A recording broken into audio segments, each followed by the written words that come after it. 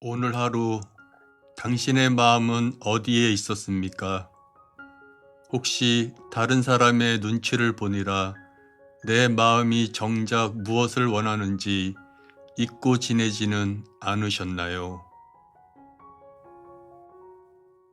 우리는 인생의 너무 많은 시간을 남에게 설명하고 변명하고 또 잘 보이기 위해 꾸미는 데 쓰고 있습니다. 쇼펜하우어는 말합니다. 우리는 다른 사람들과 같아지기 위해 우리 자신의 4분의 3을 버리고 있다. 라고 말이죠. 오늘은 쇼펜하우어의 통찰을 빌려 지긋지긋한 인간관계의 피로함과 남의 시선이라는 감옥에서 탈출하는 법에 대해 깊이 있게 이야기 나누려 합니다. 잠시 하던 일을 멈추고 편안하게 들어주세요. 철학 읽어주는 남자입니다. 우리는 왜 타인의 시선에 그토록 집착할까요? 쇼펜하우어는 인간의 본성 깊은 곳에 자리 잡은 허영심을 지적합니다. 그는 이렇게 말했습니다. 대부분의 사람들이 인생에서 가장 중요하게 여기는 것은 남들이 나를 어떻게 생각하느냐이다. 하지만 이것은 인간의 가장 큰 어리석음이다. 생각해보면 참 이상한 일입니다. 내 배가 부르면 그만이지 남이 내 배 부른 것을 알아줘야 배가 부른 것은 아닙니다. 내가 행복하면 그만이지 남이 나를 행복하다고 인정해줘야 비로소 행복해지는 것도 아닙니다. 그런데도 우리는 끊임없이 확인받으려 합니다. 좋은 옷을 입었을 때, 좋은 차를 탔을 때, 심지어 자식이 좋은 대학에 갔을 때조차 우리는 남들의 부러워하는 눈빛을 통해 내 행복을 확인하려 듭니다. 쇼펜하우어는 이것을 두고 남의 머릿속에 깃들어 사는 삶이라고 비판했습니다. 남의 머릿속은 내 진정한 행복이 깃들기에는 너무나 초라하고 불안정한 곳이다.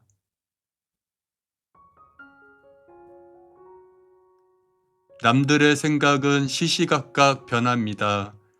어제는 나를 칭찬하던 사람이 오늘은 나를 헐뜯을 수 있습니다. 그 변덕스러운 타인의 마음에 내 평온함을 맡겨두는 것, 그것만큼 위태로운 도박이 어디 있겠습니까? 우리가 느끼는 불안과 걱정의 절반 이상은 사실 내 생존의 문제가 아니라 남들이 나를 어떻게 볼까 하는 체면칠에서 나옵니다. 이 체면이라는 거품을 걷어내야 합니다. 남에게 보여지는 나는 진짜 내가 아닙니다. 그것은 단지 겉모습, 즉 표상일 뿐입니다. 진짜 나는 내 안에 있습니다. 인간관계가 힘든 이유는 또 있습니다. 너무 가까이 다가가면 찔리고 너무 멀어지면 춥기 때문입니다. 쇼펜하우어의 가장 유명한 비유인 고슴도치 딜레마가 여기서 나옵니다. 추운 겨울날 고슴도치들은 서로의 온기가 필요해 몸을 밀착시킨다. 하지만 서로의 가시에 찔려 아픔을 느끼고 다시 떨어진다.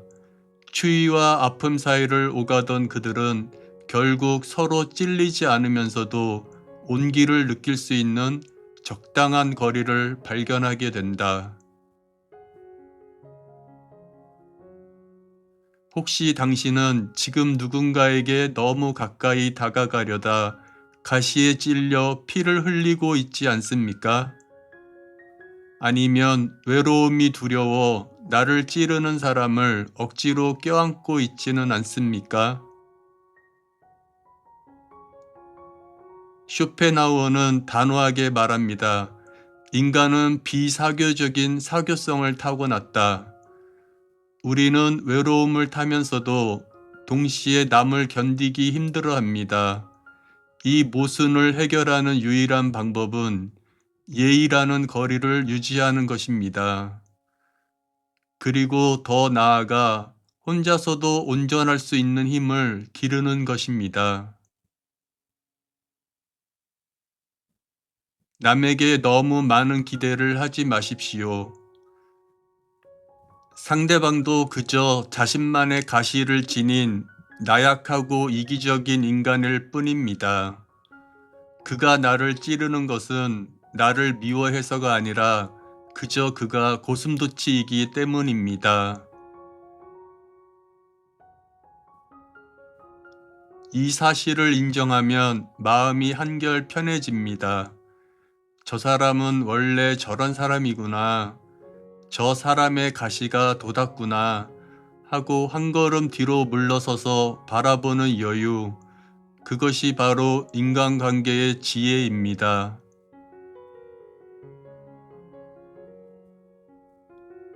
사람들은 흔히 혼자 있는 것을 두려워합니다. 혼자 있으면 외롭고 처량하고 마치 사회에서 도태된 것 같은 불안함을 느끼곤 합니다. 하지만 쇼펜하우어의 생각은 정반대입니다. 그는 이렇게 단언합니다. 인간은 오직 혼자 있을 때만 온전히 그 자신일 수 있다. 그러므로 고독을 사랑하지 않는 자는 자유를 사랑하지 않는 자다. 인간은 혼자 있을 때만 진정으로 자유롭기 때문이다. 생각해 보십시오. 우리가 남들과 함께 있을 때 우리는 얼마나 많은 연기를 해야 합니까? 분위기를 맞추기 위해 억지 웃음을 짓고 별로 궁금하지 않은 이야기에 맞장구를 치고 내 본심과는 다른 말을 하며 나 자신을 억누릅니다. 이것은 일종의 구속입니다. 하지만 혼자가 되는 순간 이 모든 구속에서 풀려납니다.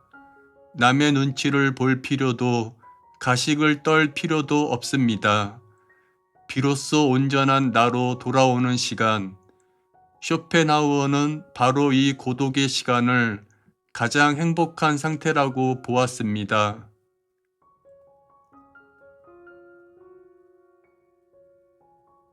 그런데 왜 사람들은 그토록 필사적으로 모이려 할까요? 왜 잠시도 혼자 있지 못하고 끊임없이 친구를 찾고 모임을 나가고 스마트폰을 들여다볼까요? 쇼펜하우어는 아주 뼈아픈 지적을 합니다.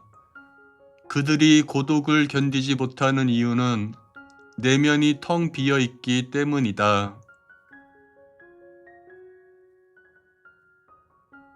내면이 공허한 사람들은 혼자 있는 시간을 견디지 못합니다. 혼자 있으면 자신의 텅 빈 내면과 마주해야 하기 때문입니다. 그 지루함과 공허함을 잊기 위해 그들은 끊임없이 외부의 자극을 찾아 헤맵니다. 술을 마시고 떠들고 남의 험담을 하며 시간을 죽입니다.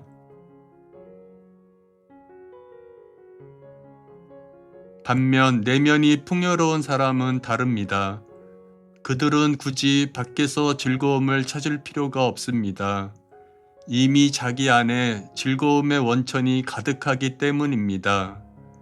책을 읽고 사색하고 예술을 즐기고 자신만의 생각에 잠기는 것만으로도 시간 가는 줄 모릅니다.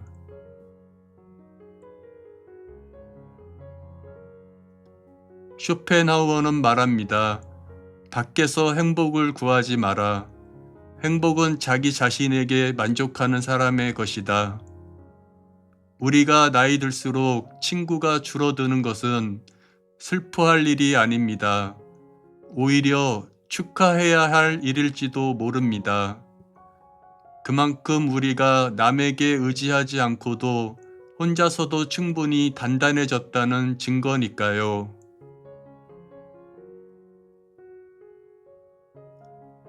쇼펜하우어는 고독을 비범한 사람들의 특권이라고 했습니다. 세상의 모든 위대한 생각과 예술은 시끄러운 시장통이 아니라 고요한 고독 속에서 탄생했습니다. 물론 인간관계를 완전히 끊고 산속으로 들어가라는 말은 아닙니다. 다만 어울림과 홀로 있음의 균형을 맞추라는 것입니다. 지금까지 인생의 무게중심이 남에게 쏠려 있었다면 이제는 그 무게중심을 나에게로 옮겨와야 할 때입니다. 혼자 밥을 먹는 것을 부끄러워하지 마십시오. 혼자 산책하는 것을 처량하게 생각하지 마십시오.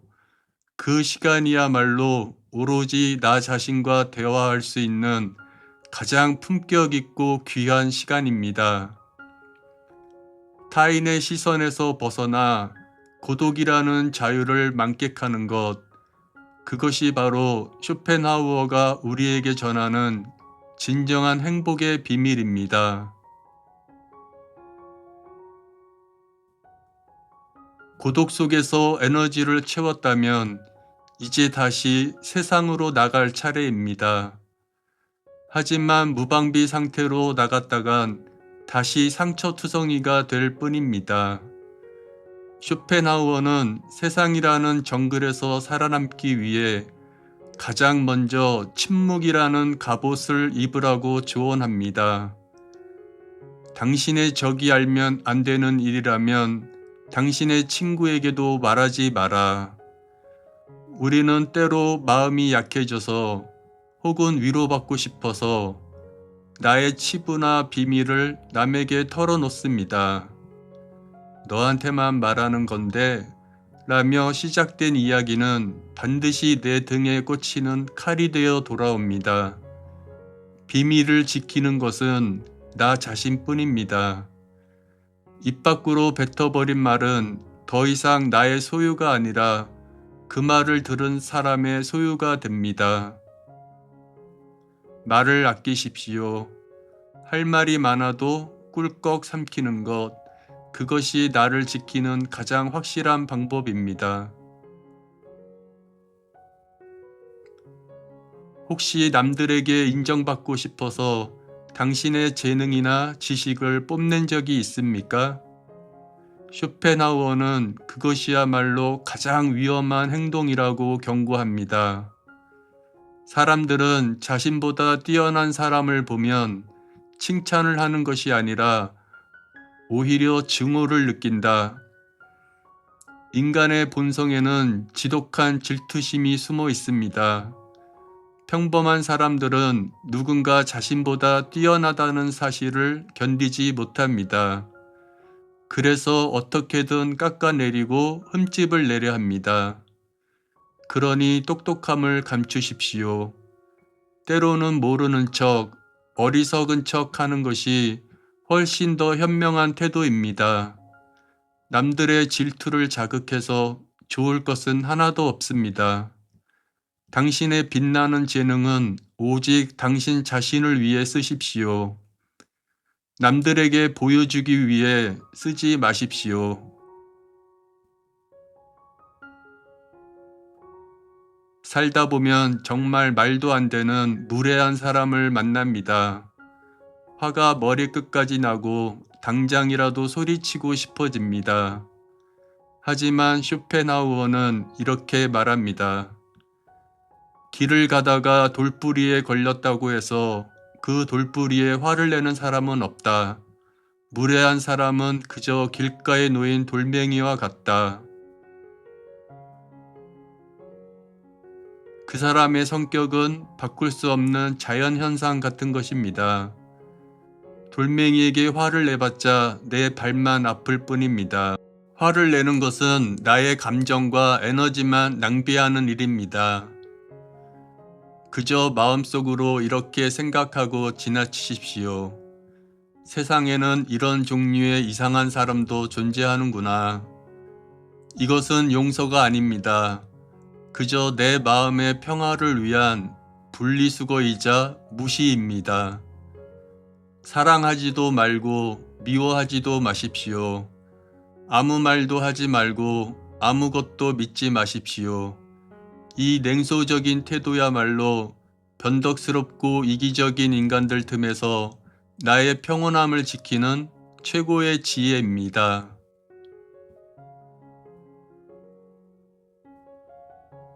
우리는 왜 사는 게 이렇게 힘들까요? 돈이 없으면 힘들어서 고통스럽고 돈이 많아지면 할 일이 없어서 지루해집니다. 쇼펜하우어는 인간의 삶을 이렇게 정의했습니다. 인간의 삶은 고통과 권태 사이를 오가는 시계추와 같다. 무언가를 간절히 원할 때는 갖지 못해 괴롭습니다. 하지만 막상 그것을 손에 넣고 나면 어떤가요? 기쁨은 잠시뿐 금세 익숙해지고 또 다른 욕망이 생기거나 무료함이 찾아옵니다. 우리는 행복이라는 파랑새를 쫓아 평생을 달립니다. 저것만 가지면 행복할 거야. 이 문제만 해결되면 행복할 거야. 하지만 쇼펜하우어는 단호히 말합니다. 완벽한 행복이란 없다. 행복은 쾌락의 획득이 아니라 고통의 제거다. 행복을 플러스로 생각하지 마십시오. 더 많이 가지고 더 많이 누려야 행복한 것이 아닙니다.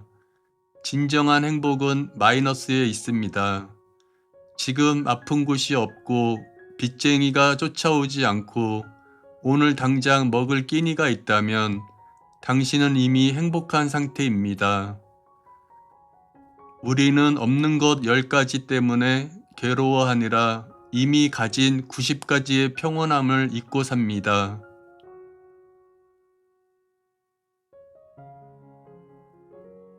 중년에 접어든 우리가 가장 먼저 배워야 할 기술은 바로 체념입니다. 패배해서 포기하라는 뜻이 아닙니다. 세상은 원래 내 뜻대로 되지 않는다는 사실을 쿨하게 인정하는 것입니다. 젊은 날 우리는 세상에 대해 너무 많은 기대를 했습니다. 내 자식은 다를 거야. 내 인생은 특별할 거야. 그 높은 기대치가 우리를 불행하게 만들었습니다. 쇼펜하우어는 조언합니다. 당신의 기대치를 바닥까지 낮춰라. 그러면 사소한 일에도 감사하게 될 것이다. 자식에게 효도를 기대하지 않으면 가끔 오는 전화 한 통이 고맙습니다. 친구에게 의리를 기대하지 않으면 밥 한 끼 사주는 게 고맙습니다. 기대를 버리는 순간 실망도 사라집니다. 그리고 그 빈자리에 비로소 평온함이 깃듭니다. 세상을 원망하지 마십시오. 세상은 원래 불공평하고 고통스러운 곳입니다. 이 사실을 받아들이는 순간 역설적으로 우리는 세상에서 가장 자유로워집니다. 그래, 사는 게 다 그렇지 뭐. 이 한마디가 당신을 구원할 것입니다.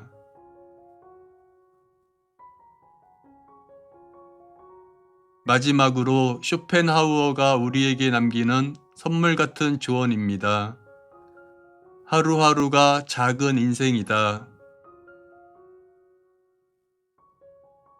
지나간 과거를 후회하느라 오늘을 망치지 마십시오. 오지 않은 미래를 걱정하느라 지금을 낭비하지 마십시오. 당신이 통제할 수 있는 시간은 오직 지금뿐입니다.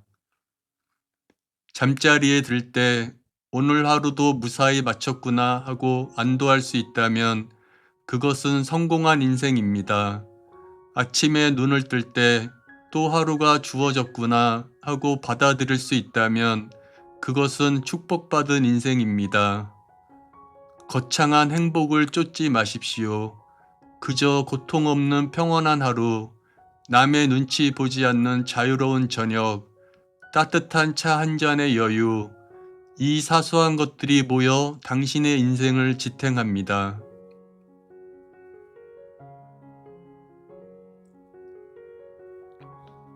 사랑하는 구독자 여러분, 오늘 우리는 쇼펜하우어의 타인의 시선, 고독, 인간관계, 그리고 욕망에 대해 이야기 나눴습니다. 이 영상이 끝나면 부디 어깨에 짊어진 무거운 짐을 조금은 내려놓으시길 바랍니다. 당신은 남에게 증명하기 위해 사는 게 아닙니다. 당신은 그저 당신 자신으로 존재하기 위해 사는 것입니다. 오늘 별일 없으셨나요?